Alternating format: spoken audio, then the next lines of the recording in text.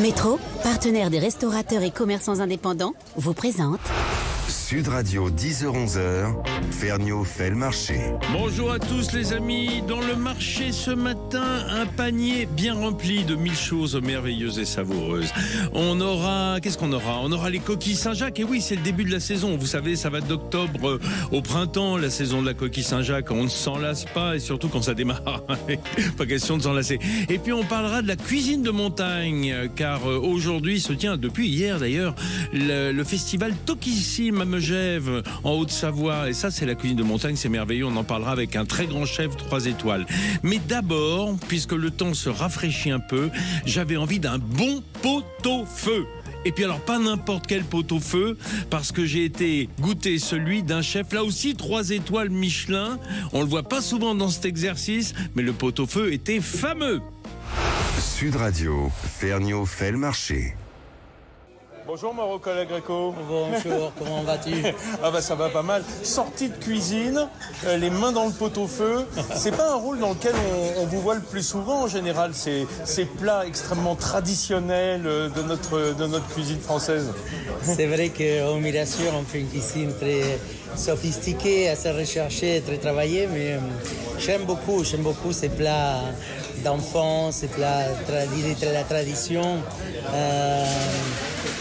Bon, souvent ils me demandent qu'est-ce qu'il fait un Argentin en train de faire un pot-au-feu. Mais c'est un plat qui a un nom différent en Argentine, mais qui... Comment ça s'appelle en Argentine? Alors, ça s'appelle puchero. Puchero, j'attendais que ça l'hiver, parce que j'ai retourné de l'école et que la région où je suis né, c'est une région que les hivers ils sont froids. Donc ma mère, souvent, elle faisait le pot-au-feu. Et c'était un bonheur rentrer pour le midi avec à la maison ces parfums des légumes, des viandes mijotés longtemps. Et c'est un plat que j'adore. Ça me ramène à mon enfance. Et c'est un plat que j'ai voulu faire cet automne-hiver ici dans mon restaurant parisien, qui est un restaurant beaucoup plus contracté, simple, un restaurant où on aime bien le partage et cette cuisine conviviale. Voilà.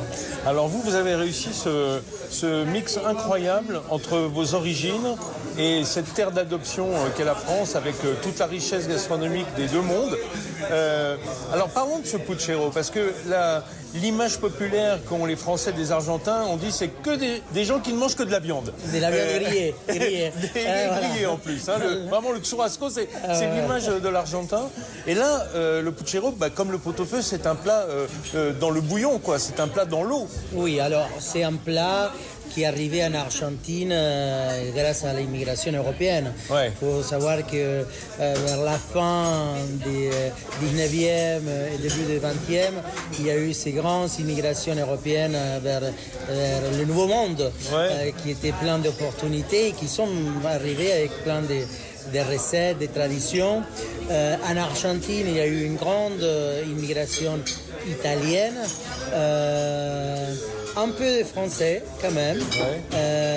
Ils ont apporté le bolito misto. Voilà, et le puchero, à mon avis, c'est cette mix entre le pot-au-feu, le bolito misto italien, et quand même... Et les cocidos espagnols? Probablement les cocidos espagnols, parce que c'est le même plat qui change avec quelques produits, plus... quelques produits typiquement de l'Amérique latine, parce que ma mère elle mettait toujours un peu de maïs, un peu de courge et de la patate douce. Sur place. Voilà, c'est qu'on trouve sur place. Donc c'est ça qui différencie surtout le pot-au-feu du puchero argentin.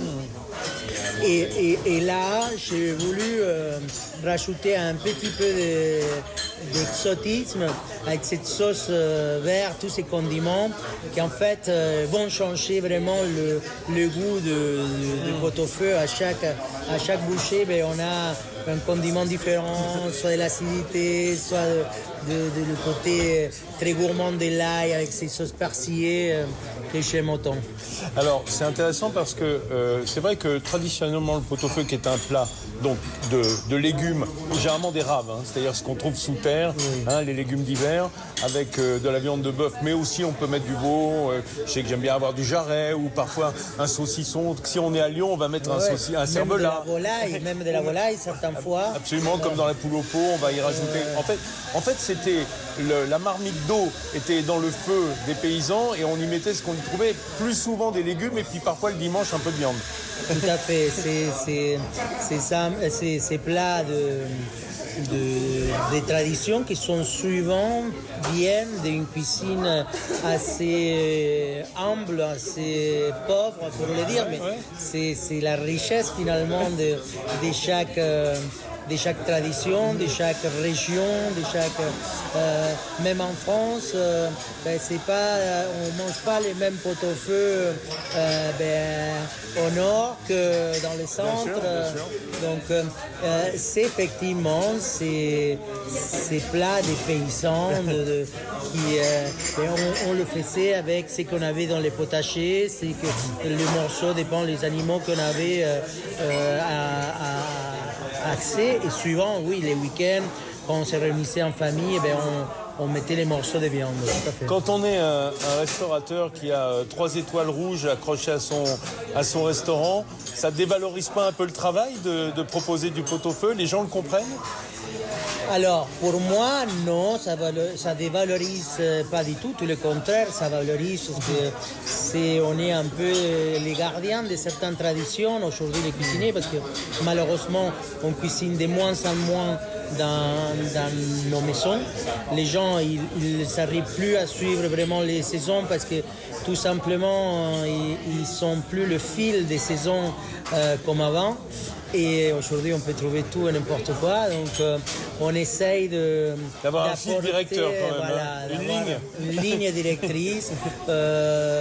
Et je pense que ça s'adapte tout à fait à ces types de restaurants dans ces quartiers qui est merveilleux, les marais, pour ces temps qui commencent à refroidir un petit peu et qu'on a tout de suite envie de se réchauffer. Hein, c'est bien ce qu'il nous faut. Effectivement, quand l'automne se fait un peu froid. Alors j'ai passé un coup de fil à une amie pendant ce temps-là. Je suis au téléphone avec Blandine Vier. Bonjour Blandine. Bonjour Vincent. Blandine Vier qui a écrit de nombreux livres de cuisine. Je ne sais même pas combien. Vous le savez vous? 160. C'est vrai? Oui, c'est vrai. C'est dingue. C'est complètement dingue. Mais je me souvenais. D'abord, Blandine, il faut dire qu'on a eu la chance de partager ce pot-au-feu en réel, hein, et pas en virtuel, comme on le fait avec nos auditeurs. On a donc partagé ce pot-au-feu. Et puis, je me suis souvenu, en parlant avec vous, que vous aviez commis 2 ouvrages autour du sujet, deux petits livres dans la collection de l'Épure, qui est une collection de tout petits livres, hein, d'une dizaine de recettes. Oui, ça. Un sur le pot-au-feu et l'autre sur les restes du pot-au-feu. Alors, avant de passer au reste, on parle un peu du pot-au-feu. Il y a un truc qu'a dit Mauro Colagreco qui était très important, c'est il y a des pot-au-feu régionaux. Mais absolument. Et du nord au sud, il a dit, mais il y en a aussi d'ailleurs dans les pays limitrophes. Ouais. Et c'est très intéressant parce qu'en fait, même le mot pot suggère déjà en fait à la fois cette humilité dont Mauro a parlé, et aussi cette diversité. C'est ça d'ailleurs qui a donné aussi l'expression à la fortune du pot. Ah oui, hein, bien sûr. Et puis le pot, c'est l'ustensile de cuisson unique dès qu'on remonte dans le temps. Hein. La marmite, quoi. Alors la marmite, elle a forcément un couvercle. Ouais. Ce que n'a pas toujours le pot à pot-au-feu. D'accord. Parce que la marmite, étymologiquement, ça veut dire hypocrite. Et donc, il faut qu'il y ait un couvercle pour cacher ce qu'il y a à l'intérieur. Pour pas avoir l'air d'être plus fortuné que le voisin.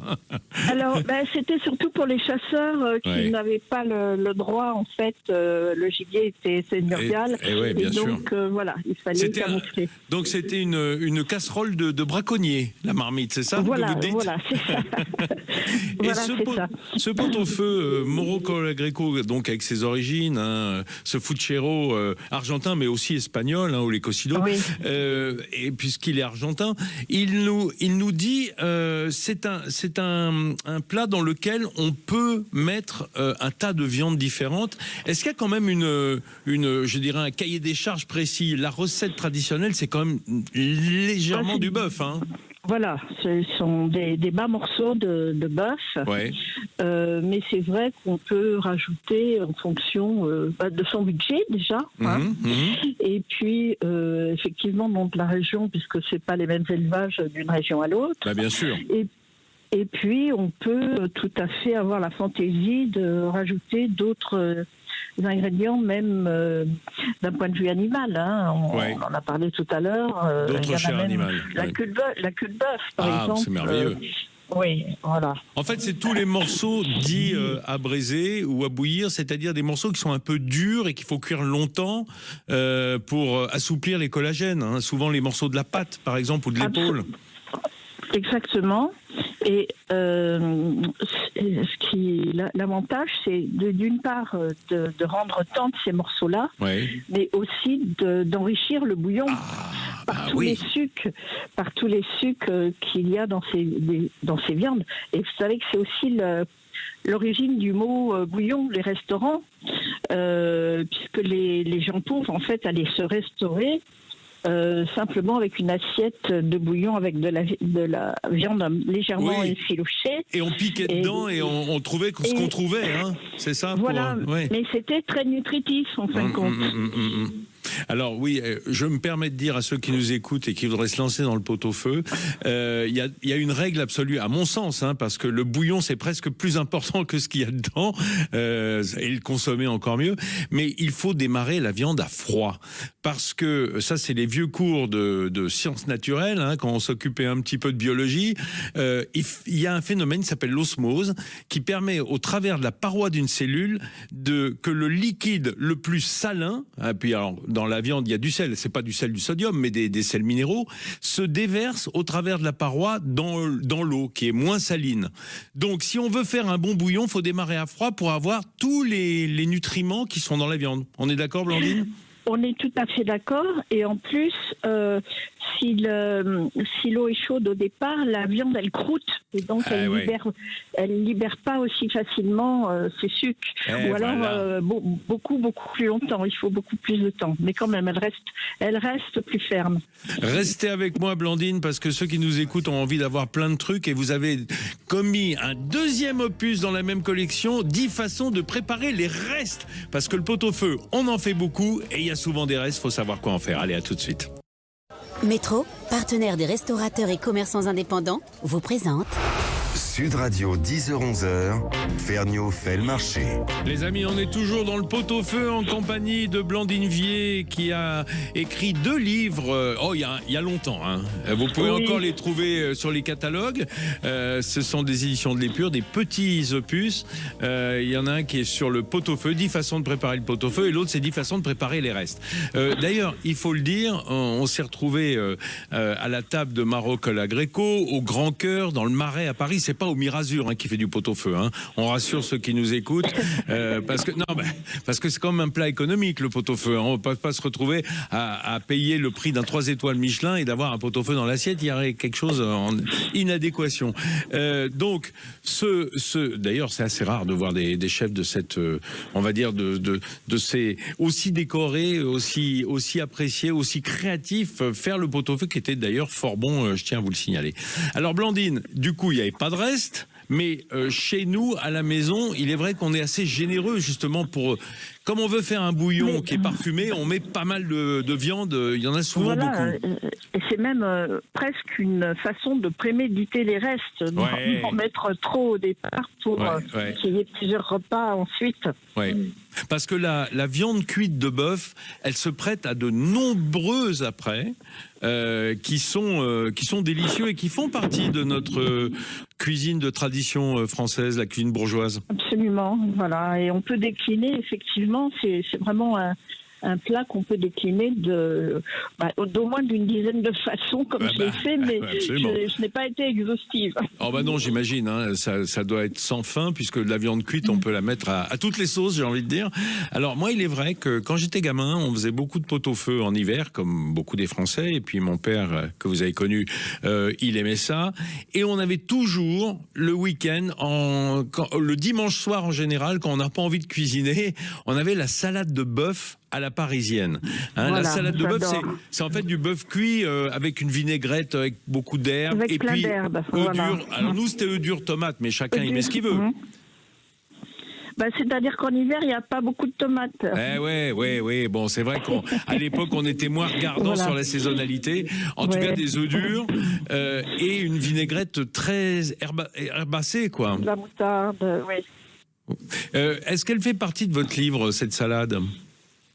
Oui, la salade bouchère, moi je l'appelle. On l'appelle comme ça chez moi, je sais pas pourquoi, mais parce qu'il y a de la viande.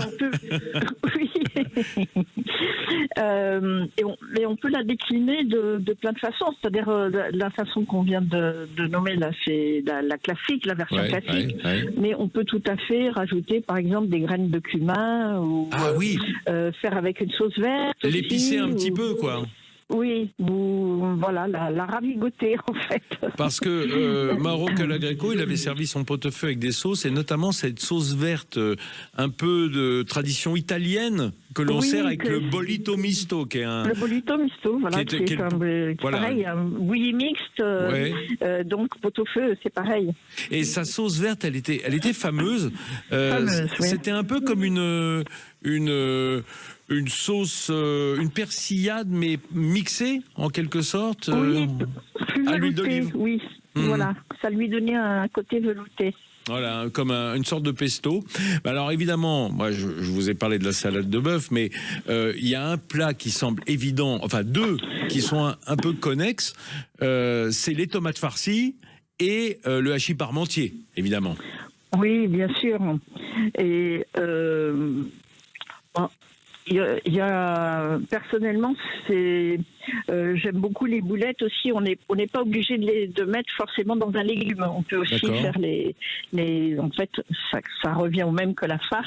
On peut le faire en boulettes ou alors effectivement la caler dans des tomates ou dans des courgettes ou c'est des petits farcis provençaux, ça en fait. Ou niçois, selon qu'on soit provençal ou azuréen. En fait, ce que vous dites, c'est que la tomate farcie, c'est en fait comme une boulette de viande dans une tomate, dans un légume. Exactement. Mmh. Et qu'on peut aussi assaisonner avec des épices et des herbes différentes. Alors il y a un plat que j'adore, moi, qui était vraiment un plat de bistrot que mon père faisait beaucoup. Ça sent un peu la cuisine lyonnaise avec tout cet oignon. C'est le bœuf miroton. Ah, j'adore ça. Racontez-nous ce que c'est pour les jeunes qui nous écoutent et qui se disent « Je n'ai jamais entendu parler de ça ». Eh bien, c'est un bœuf, des restes de bœuf de pot-au-feu qu'on émince et qu'on fait revenir avec beaucoup d'oignons, qu'on fait fondre dans une poêle, dans un peu d'huile. On fait sauter, en fait, un peu. Oui, on ajoute les restes des viandes, on les fait sauter, on peut les faire revenir un petit peu, on assaisonne, et surtout, le truc à ne pas oublier, c'est de déglacer avec un petit peu un filet de vinaigre. Ah, le petit coup de vinaigre, ça c'est bien lyonnais. bien aussi, ça. Voilà. Pour réveiller les papilles et déglacer les sucres qui peuvent rester dans la poêle. Voilà, et ça les caramélise en même temps. Ah ouais, ça y est, vous me donnez envie là. Mais c'est vrai que pour les oignons, ça marche très bien. Avec le côté sucré de l'oignon, quand on met un peu d'acidité, c'est très bien, ça réveille. Et puis, il faut dire un truc, parce qu'on ne l'a pas dit depuis tout à l'heure, ces restes, il faut les réassaisonner au maximum, parce que puisqu'il y a un bouillon qui est très aromatique, la viande, elle a perdu un peu de son arôme. C'est d'ailleurs pour ça qu'on fait des sauces avec le pot-au-feu. Parce que la viande elle-même, elle a perdu dans le bouillon son âme. Oui. Oui, il faut réassaisonner, il faut goûter et réassaisonner. En fonction de... et la moutarde est évidemment l'ami du pot-au-feu, comme le gros sel, parce que évidemment là aussi on essaye de pas trop saler le bouillon, donc parfois la viande en manque. Et puis tout ce qui est au vinaigre, les pickles, les petits oignons blancs, les cornichons, tout ça on va le retrouver par exemple dans une sauce gribiche ou dans une ravigote qu'on peut servir avec le pot-au-feu, mais aussi avec du bœuf froid, parce que le pot-au-feu, le reste le plus simple, c'est quand même de manger la viande froide avec une mayonnaise, une gribiche, une tartare. Exactement. Ouais. Exactement. Bon. Et qu'est-ce qui vous rapproche, parce que c'est vraiment des plats extrêmement régressifs, tous ces plats de reste que faisaient les mamies ou les mamans ou les papas les plus chanceux. Qu'est-ce qui vous met en relation directe, en lien direct avec votre enfance, Blandine?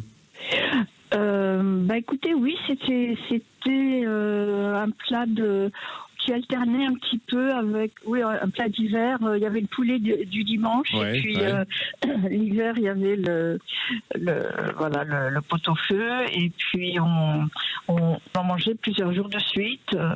Et c'était pas du tout lassant, dans la mesure où c'était justement très très varié, très diversifié.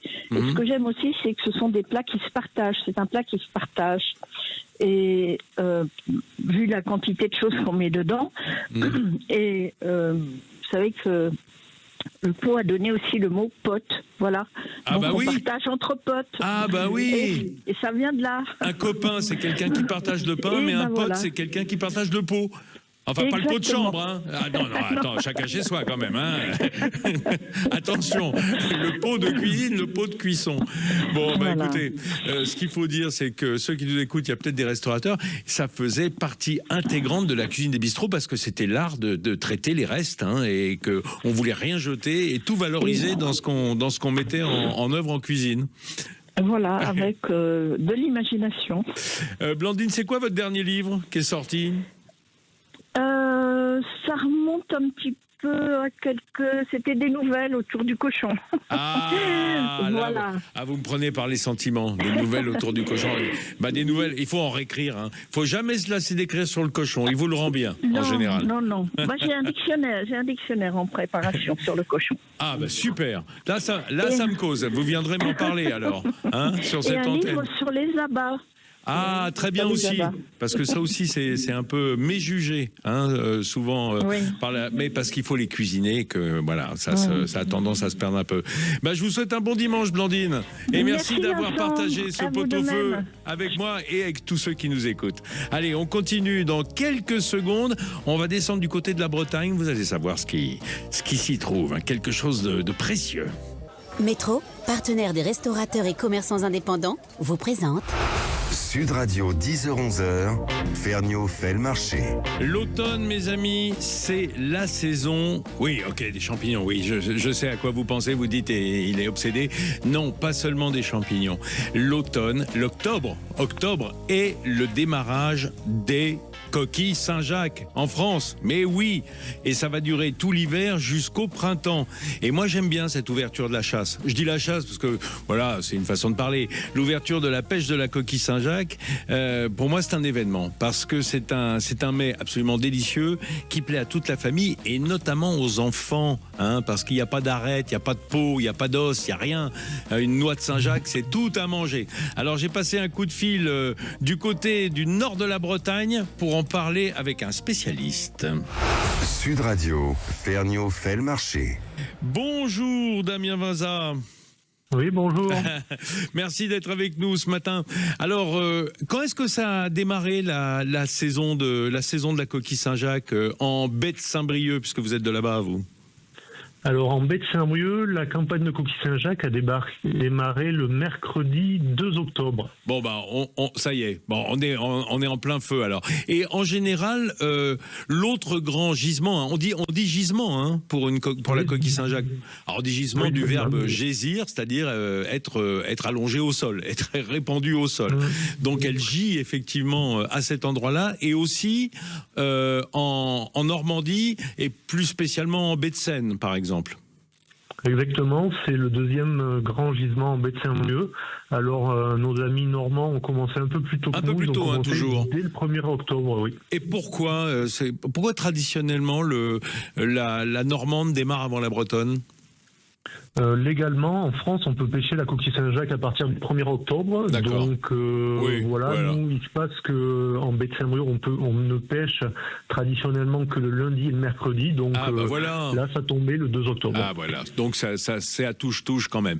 D'ailleurs, il faut signaler que ces deux grands gisements qui bénéficient d'un label rouge, hein, qui est un label de qualité, ils sont aussi, je dirais la locomotive de la coquille Saint-Jacques française. On trouve aussi des coquilles Saint-Jacques un peu en Hauts-de-France, hein, entre Manche et Mer du Nord, mais pas beaucoup. Hein, ça a tendance à se développer un tout petit peu. Et puis, j'ai appris qu'il y avait un gisement du côté des Glénans, c'est-à-dire là-bas, au bout de la Bretagne, au sud du Finistère. Oui, on a une multitude de petits gisements à côté de la baie de Saint-Brieuc et de la baie de Seine. Donc effectivement, au Glénan, il y avait un gisement, alors je parle au passé, parce que c'est un gisement qui a vraiment souffert de la prédation du poulpe, qui est le principal prédateur avec l'étoile de mer. Et donc le gisement des Glénans a été vraiment impacté. Décimé. Impacté. C'est ça. Et je pense que cette année, il ne nourrira pas parce que le poulpe a fait des ravages. Et il reste des voileux au Glénan, mais il reste plus de Saint-Jacques. Alors si vous aimez la Saint-Jacques, bouffez du poulpe, hein, l'avantage. Parce que là, autant la coquille, je veux dire l'étoile de mer, ça se mange pas, mais le poulpe c'est très bon. Donc voilà, il faut lutter contre le poulpe autour des gisements des Glénans. Alors Damien, cette campagne, elle s'annonce comment va la ressource en Saint-Jacques? Alors la ressource, que ce soit du côté des gisements normands ou bretons, et notamment en baie de Saint-Brieuc, est excellente. On a vraiment une bonne santé de la ressource. Vous savez que l'Ifremer veille au grain et tous les ans vient faire des campagnes d'évaluation des gisements principaux.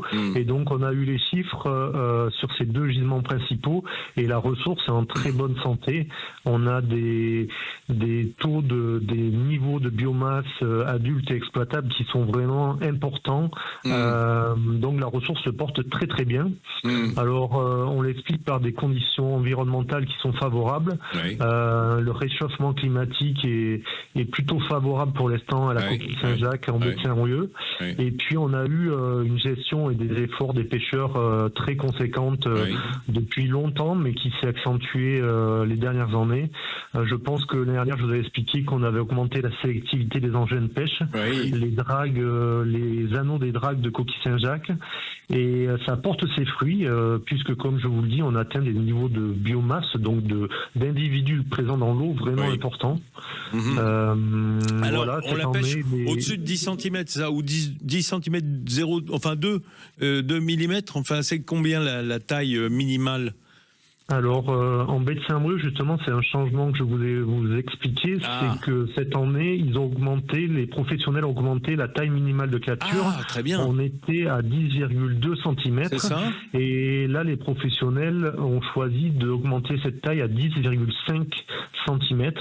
Ça a l'air de rien, mais ça en laisse pas mal. Ça veut dire que on a des espèces de peignes qui raclent le fond, hein, les fonds là où sont les gisements, et des filets avec des mailles de 10 cm 5, donc ce qui passe au travers, ou c'est un peu plus large? Non, alors les 10 cm 5, c'est vraiment la taille de la coquille Saint-Jacques. D'accord. Et les anneaux sont un peu plus petits. Pour pouvoir les garder justement. Et après, il y a un tri qui se fait à bord? Oui, donc il y a déjà l'idée d'augmenter la sélectivité, la taille des anneaux des dragues, c'était plutôt faire le tri sur le fond plutôt que sur le pont, parce qu'il peut y avoir une mortalité. Voilà. C'est ça, et puis ça fait de la main-d'œuvre en plus. Bonjour le travail, s'il faut faire des tables de tri comme dans la vigne, c'est compliqué. Exactement. Sur les bateaux qui ne sont pas tous très grands, quoi. Non, le maximum c'est 13 mètres les bateaux, mais c'est pas 12,99 ? Non, c'est 13 mètres. Ah bon, d'accord, ok. Ouais. Mais les producteurs, on leur a dit qu'ils pigent la coquille Saint-Jacques, c'est-à-dire qu'ils mesurent la coquille Saint-Jacques pour être sûr qu'elles font la taille minimale. Avec un gabarit, j'imagine, comme un pied à coulisses. D'accord. C'est ça, une gabarit, c'est une pige, on appelle ça une pige, donc ils pigent la coquille Saint-Jacques. Oui. Ok, j'ai pigé, moi aussi j'ai pigé la Saint-Jacques. Alors, c'est important ce que vous dites, Damien, parce que beaucoup se sont émus des dégâts causés évidemment au sous-sol marin, parce que quand on a des griffes qui ramassent, parfois ça peut être fait de façon un peu invasive par des pêcheurs indélicats. Oui, alors en baie de Saint-Brieuc, on est quand même sur des fonds majoritairement sableux. La coquille Saint-Jacques aime bien les fonds sableux, donc effectivement... Oui, parce qu'elle filtre, elle y trouve sa nourriture dans le sable, qu'elle filtre. Ouais, donc voilà, donc on est sur des fonds sableux et donc assez uniformes, et donc il y a effectivement une interaction entre l'engin de pêche et le fond, mais voilà, c'est des choses qui sont quand même limitées, et notamment l'année dernière, la coquille Saint-Jacques de la baie de Saint-Brieuc a obtenu un écolabel MSC qui témoigne et qui garantit aux consommateurs la gestion et l'exploitation durable du gisement. Donc c'est quelque chose de vraiment important pour nous. À côté du label rouge, on vient rassurer le consommateur s'il en avait besoin sur la qualité, mais aussi sur la gestion durable de la ressource.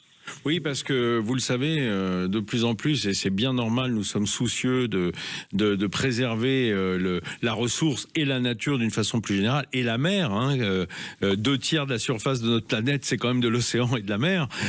Donc, si on veut sauver la Terre, il faut sauver la mer, d'abord. Et on a tellement mauvaise conscience, parfois, lorsqu'on consomme des espèces dont on sent qu'elles sont, non pas menacées, mais en tout cas en baisse, avec une ressource halieutique qui est compliquée. Si vous nous rassurez sur les pratiques de pêche et en même temps sur la quantité de Saint-Jacques présente sur les gisements, ça nous fait du bien, ça donne envie d'y aller. C'est clair qu'on peut se faire plaisir puisque la coquille Saint-Jacques est aussi délicieuse, et donc là on n'a plus d'excuses, on est sur une gestion durable avec une visibilité de 2 à 3 ans, donc là on n'a pas à avoir des arrière-pensées, on peut consommer de la coquille Saint-Jacques tous les jours. Oui, et puis vous c'est un peu votre combat au quotidien puisque vous êtes le directeur de Cobremer, qui est une association de producteurs justement qui veut mettre en avant les petits pêcheurs, aider à cette pêche respectueuse. Combien vous avez de bateaux dans votre organisation ? Alors nous, l'organisation de Cobremer compte 200 bateaux artisans.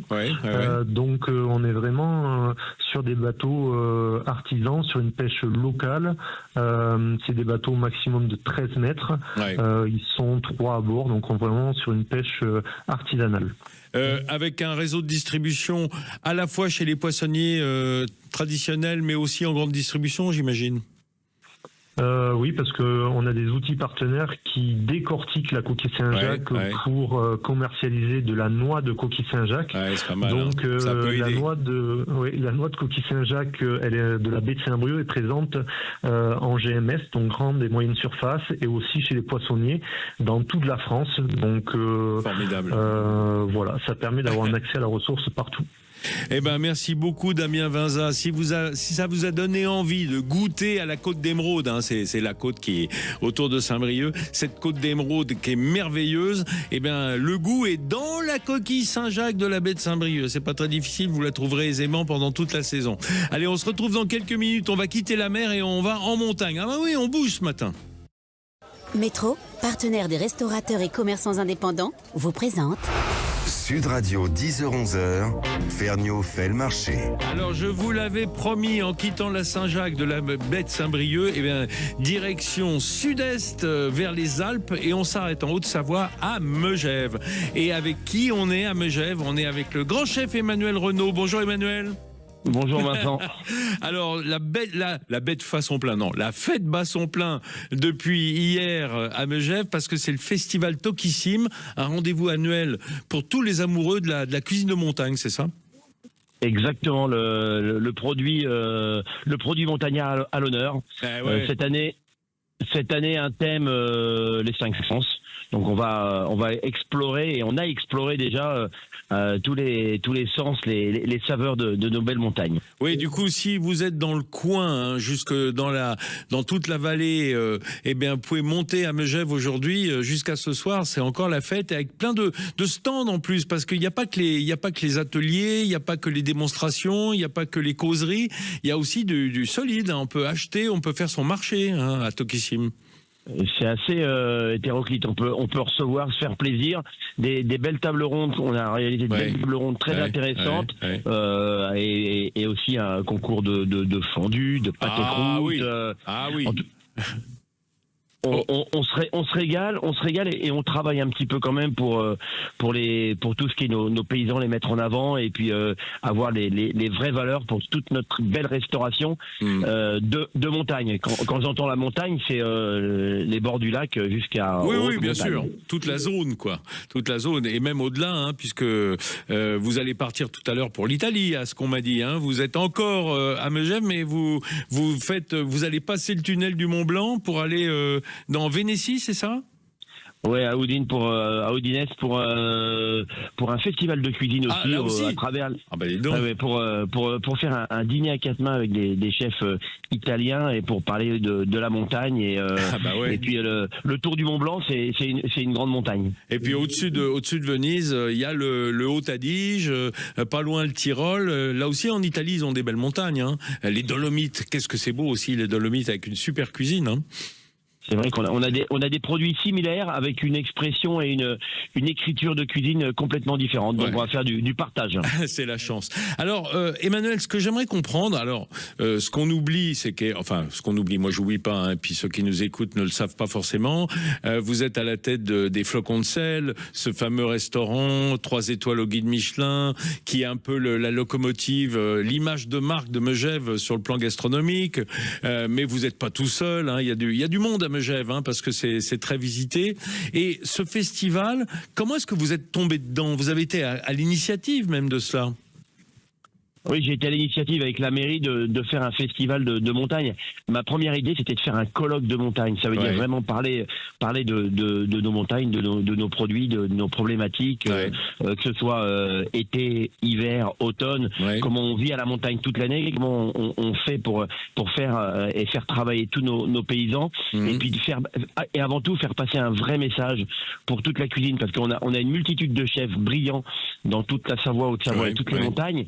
Et nous, notre message, c'est surtout pour la restauration, que la bonne restauration, c'est toutes les restaurations. C'est pas que les restaurants gastronomiques, mais c'est toute la restauration en général.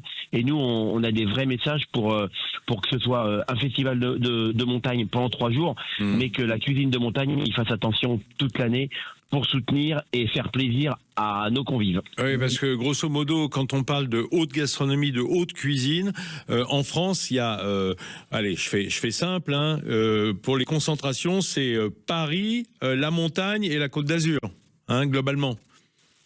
C'est vrai qu'il y a une grosse concentration dans notre région de qualité de restaurants. Haute-Savoie, oui, c'est incroyable. Hein, c'est magique, tout à fait. Hein, alors, cette année, vous avez emmené dans votre histoire un autre grand chef triplement étoilé, c'est Yannick Aleno, qui parraine Tokissime. Vous trouviez qu'il n'allait pas assez à la montagne, qu'il fallait qu'il monte un petit peu? Alors, il parraine notre événement à travers sa fondation, à travers son fils, mais exactement. Mais aussi, il a aussi un restaurant extraordinaire à Courchevel. Donc c'est vrai qu'il il est aussi une partie de l'année, il a une inspiration de montagne. D'ailleurs, il n'a pas attendu, effectivement, vous avez raison de le dire. Qu'est-ce que vous pensez, vous, sincèrement, de vous qui êtes vraiment un local? Alors, vous avez été adopté par Megève, vous n'êtes pas natif de ce coin de France, mais vous avez été complètement adapté, assimilé, j'ai envie de dire, mélangé à l'âme montagnarde. Mais tous ces chefs qui, en montagne et des montagnes, montagne qui vont en fait avoir un restaurant pendant la saison d'hiver et puis qui retournent en ville pendant la saison d'été. Ça vous va, ça aussi, sur le plan du fonctionnement ? C'est la diversité. On a besoin. C'est vrai nous on a la chance d'avoir un village qui travaille à l'année, mais il y a d'autres parties de la montagne. Ah ouais, les stations c'est plus difficile. Ouais, bien sûr. C'est plus économiquement. Donc je pense que s'il y avait une vraie économie pérenne à l'année, il resterait à l'année parce qu'on vit quand même mieux à la montagne qu'à la ville. Mais c'est vrai que ça nous donne une diversité, puis ça permet d'avoir une vision extérieure différente, d'amener une touche un petit peu, on va dire, exotique, si on peut parler de la ville et que c'est l'exotisme. Et de nous amener une vision un peu différente. Et je trouve que d'une manière, on a les mêmes produits, on a des écritures différentes. Et c'est du vrai partage. Et on s'entend. C'est une vraie famille. La cuisine, c'est une vraie famille et on s'entend assez bien. Alors vous avez, je dirais, une façon de cuisiner. Quand on parle produits de montagne, c'est vrai que tout le monde imagine, je sais pas moi, des charcuteries fumées, les poissons du lac avec la mijaguée. On peut imaginer le reblochon. Voilà, c'est ce qui sonne à notre imaginaire. Mais vous avez été plus loin. Vous avez vraiment voulu faire rentrer la forêt, les arbres, l'humus, enfin vraiment votre terroir dans votre cuisine. Mon sens paysan me met chasseur, cueilleur et jardinier à la fois. Donc j'ai une partie qui est cultivée, j'ai une partie qui est sauvage. Et donc c'est vrai que je fais rentrer des morceaux de montagne dans mes assiettes et sur toutes mes entreprises. Ça veut dire que j'ai la même philosophie pour mon restaurant gastronomique, mais j'ai aussi notre restaurant au Bois-Prin à Chamonix, notre restaurant de piste à Saint-Gervais ou notre restaurant sur la place du village. On a tous la même philosophie, on a partout la même philosophie de qualité, de local, de produits, de goût franc et de montagne à travailler. La polenta, on va la travailler d'une façon plus rustique dans un bistrot ou sur les pistes, et dans notre restaurant gastronomique, on va la travailler ça va être des cheveux, ça va être des choses qui vont être très délicates, et donc c'est vrai qu'on va faire rentrer des distillations de sapin, on va faire rentrer des distillations de bois même, de bois aussi. Je vois que tu te rappelles des bouillons que je t'ai fait boire. Absolument. Ça fait plaisir que ça donne mémoire. Absolument. Et la soupe au pain aussi, je l'ai pas oublié non plus celle-là. Effectivement. Donc c'est vrai qu'on a des condiments montagnards qui sont différents et qui amènent des choses vraiment très particulières et qui assaisonnent, parce que j'appelle ça de l'assaisonnement, les goûts qui assaisonnent nos plats et font vibrer les clients. Nous on veut donner de l'émotion, on veut donner du plaisir, on veut donner du partage et puis de la transmission, parce que c'est important. Tokissime aussi, on est entouré par des jeunes élèves de Groisy, l'école hôtelière, le campus de Groisy, des jeunes motivés, passionnés, qui sont avec nous, et notre métier de cuisinier avant tout, c'est aussi la transmission, et de les avoir avec nous. Ils sont heureux de nous voir et de voir tous ces chefs passionnés. Eh ben, merci beaucoup Emmanuel Renaud. Je peux dire qu'avec vous, Megève et la montagne française a trouvé un super ambassadeur. C'est vrai que vous nous donnez envie. Rien que vous écoutez, ça donne faim. Je vous souhaite une belle journée, la deuxième journée de Tokissime, et puis un beau voyage en Italie. Mes amis, voilà, c'est fini. Eh ben oui, les meilleures choses ont une fin. C'est tout pour aujourd'hui. Si vous étiez au marché, par exemple, ou sur les pistes, ou en forêt pendant l'émission, vous êtes pardonné. Vous pourrez l'écouter à nouveau en podcast sur sudradio.fr et même la voir sur YouTube, aux côtés de presque 1 million d'abonnés, qui nous regardent, parce qu'on est beau. Voilà. Allez, je vous laisse avec les infos de 11h. Après, c'est au tour d'Alexandre Devecchio en toute vérité. Puis, une succession de talents dans nos émissions, dans nos programmes. Allez, très bon dimanche à toutes et à tous sur Sud Radio. Sud Radio, Ferniaud fait le marché. Avec Métro, partenaire des restaurateurs et commerçants indépendants.